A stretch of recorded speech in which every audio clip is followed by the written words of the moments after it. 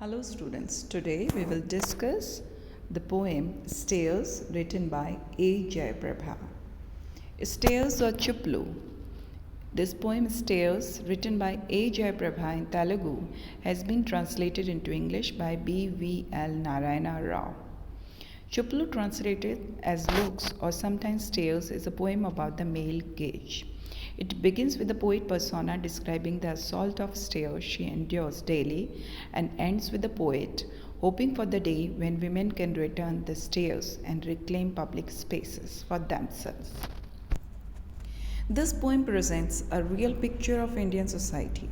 The poetess presents a real life experience when, as a woman, she is assaulted incessantly daily by the stares of men who have no hesitation or sense of shame about affixing their gaze on her. Such a gaze signals their hunger and their desire to grab hold of her. There is no place which is safe, where there can be an escape from these staring eyes. The stares are found everywhere on the road, in the bus, in the classroom. They chase the poetess step. Their poisonous fangs are just like steps from a knife. The needle-sharp stares from two eyes prick the women's bodies, and the stares roam freely everywhere. These stares have no courage to look into the poetess' eyes, but their stares crawl like insects on her body. All kinds of people, rich and poor, young and old, stare at women alike. Such stares are just like the signs of a hunger of a dog, whose saliva is flowing from the mouth, or the ugly gesture of a wolf trying to grab hold of her. These stares are just like an animal's sudden bite. She feels scared and wishes she could fly or vanish in the void. Then comes a turning point in the poem. The poetess gathers courage and declares that the earth belongs to her also. She decides to stare back at the stairs. She gives back equally sharp stares for stares, and that is how she wages her war now. The poetess suggests that these are cowards who do not have the courage to look her straight in the eye, and they just disappear and are lost in the underworld. The poetess earnestly longs for the day when not only eyes but the whole body of a woman react sharply and angrily. The poetess says that needle-sharp stares of men land on her whole body. These cowardly men have no courage to look straight in her eyes, but their stares creep on her body like newly hatched and undeveloped insects. The rich as well as the poor, the young as well as the old, stare at women. These stares give a sign or gesture of the hunger of a dog from whose mouth is flowing saliva, or the attempt of a jackal grey. Such stares haunt the poetess even in her dreams. She finds no escape from these stares. She cannot distinguish between light and darkness in the dense forest. At every place, be it the road, the bus, the classroom, those stares pursue her, making a sudden bite. These poisonous fangs of snake or cobra stab her sharply like a knife. The poetess has used very apt and suggestive word for the stares of man. Their stares are as sharp as needles. They creep on a body like underdeveloped larvae. They signal the hunger of a dog from whose mouth saliva is flowing, or the grave of a wolf. These stares belong to all sections of society and of all age groups. They stare at women at all places. The poetess finds no escape from them. It is a jungle where the poisonous fangs of a snake stab her. Here the poetess has presented a true commentary on real modern life, a realistic picture of today's society. Then there is a turning point of the poem. The poetess always felt scared of the stares of the people around her. She wished that she could fly away or could vanish into the empty space in order to escape from the needle-sharp stares. Everywhere, these poisonous fangs stabbed her. Then a sudden change came into her thinking.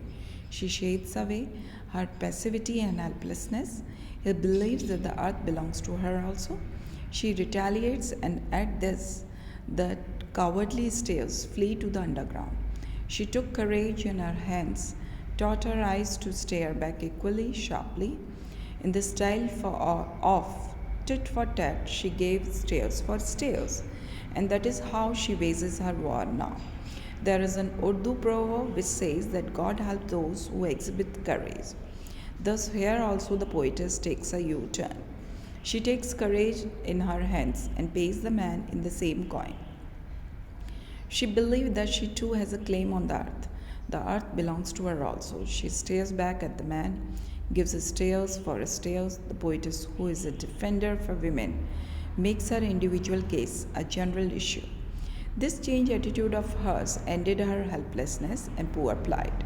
At this, the stairs flee to the underworld. The poetess longs for the day when not only the women's eyes but their whole bodies will react angrily against such shameless men.